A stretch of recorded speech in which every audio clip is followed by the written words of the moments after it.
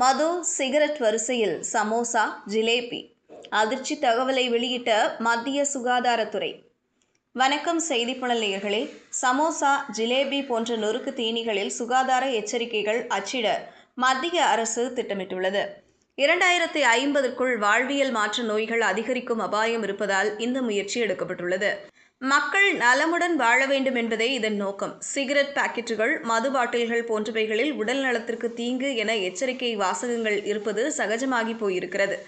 ஆனால் இனிமேல் நம் பக்கத்து கடையில் கிடைக்கும் சமோசா, ஜிலேபி, பக்கோடா போன்ற நொறுக்கு தீனிகளிலும் இப்படிப்பட்ட எச்சரிக்கைகள் அச்சிடப்பட இருக்கின்றன என்றால் நம்ப முடியுமா?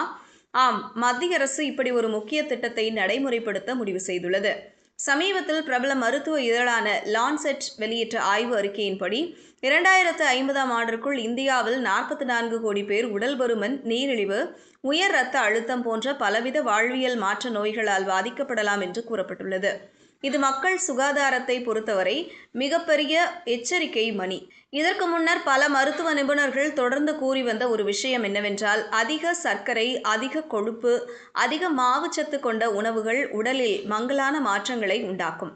இவ்வாறு சாப்பிடும் பழக்கம் கொஞ்சம் கொஞ்சமாக தீங்கு விளைவித்து பலவித நோய்களுக்கு மூல காரணமாக அமைந்து விடுகின்றன.